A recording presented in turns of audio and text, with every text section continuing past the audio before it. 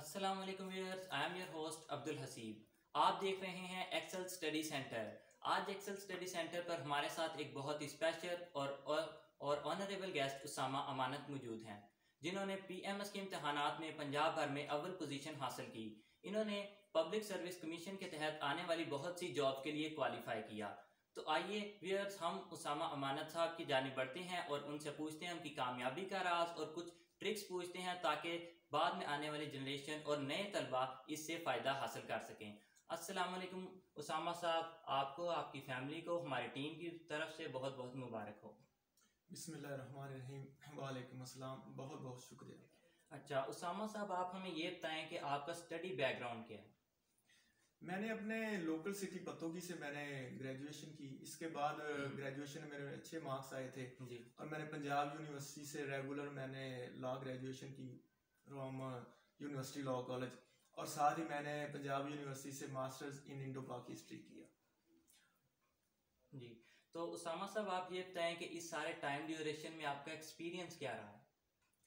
मैं स्टूडेंट था लॉ का, second year, I think second year का स्टूडेंट था कि मैंने अप्लाई किया पंजाब पुलिस में through Punjab public service commission, और मेरी सिलेक्शन हो गई एज ASI। और इसके बाद मैं वहाँ से पंजाब हाईवे पेट्रोलिंग पुलिस में मैं चला गया, वहाँ मैंने सर्व किया।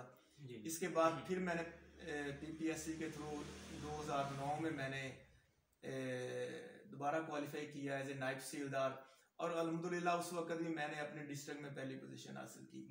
इसी दौरान मैंने PMS का अटेम्प्ट्स ली, और PMS की अटेम्प्ट से मेरी एक दफ़ा मेरी एलोकेशन ना हो सकी, और एक दफ़ा मेरा ऐसे जो है ना वो मिस कर गया चंद मार्क्स से।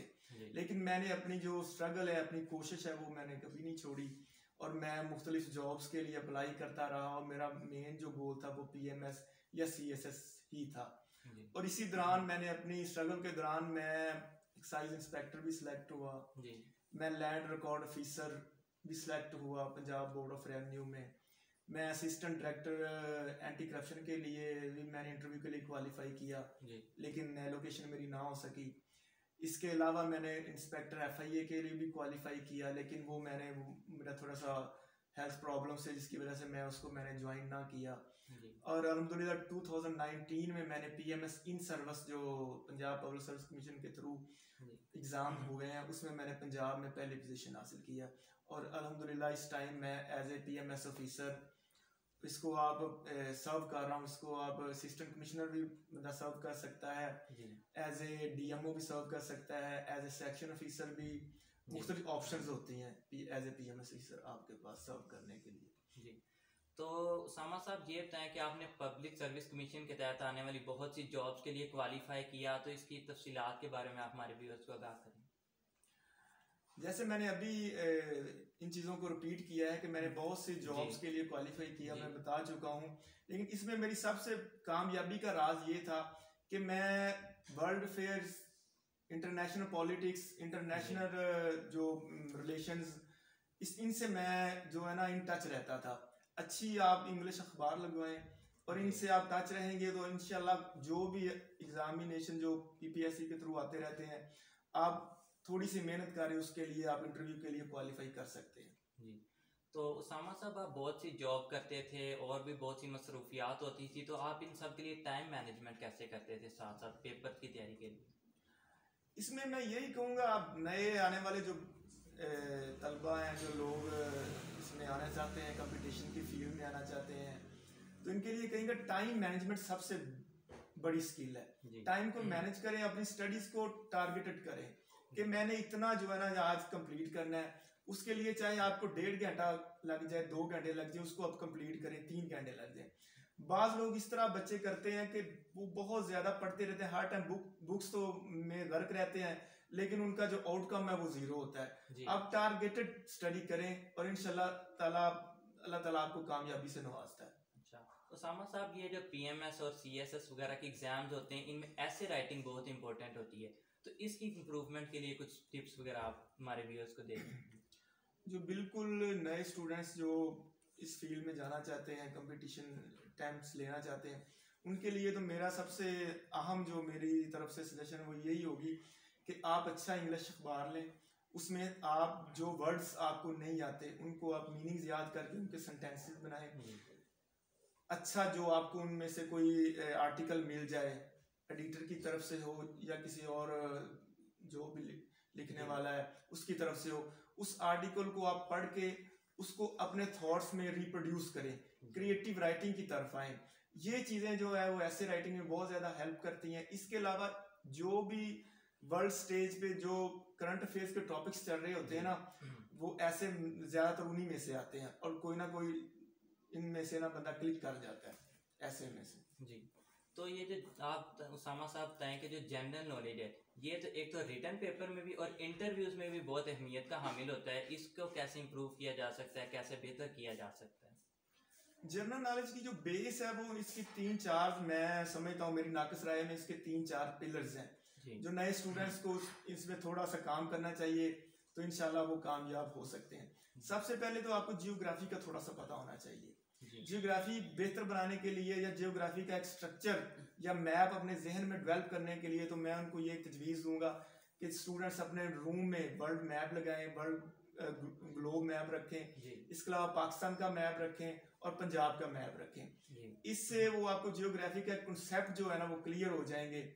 और मेन एक पिलर जनरल नॉलेज का जियोग्राफी है। इसके बाद हिस्ट्री है।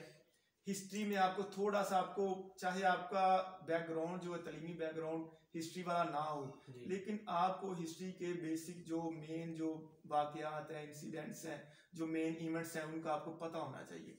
और इसके लिए आपको हिस्ट्री की आप कोई अच्छी 2-4 जो है वो बुक्स पढ़ें और आपका ये जो स्ट्रक्चर कायम हो जाए।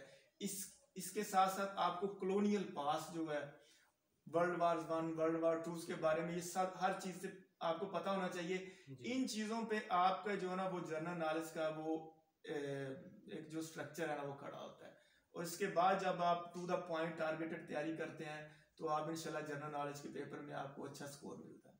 अच्छा, तो आप माशाल्लाह पीएमएस के थ्रू एक ऑफिसर मुंतखब हो गए, तो आगे पब्लिक की सर्विस के लिए आप क्या करना चाहते हैं? क्या आपके एम्स हैं, क्या गोल्स हैं? सबसे पहले तो मैं समझता हूँ कि जहां तक हर बंदे को पाकिस्तान में मुआशरे में हर बंदे को अपना पॉजिटिव रोल अदा करना चाहिए। मैं समझता हूँ कि हर बंदा अगर मुआशरे में अपनी जगह पे पॉजिटिव रोल और एक तमीरी अपनी सरगर्मी अदा करना शुरू कर दे तो हमारा मुआशरा बेहतरी की तरफ गामजन हो जाएगा।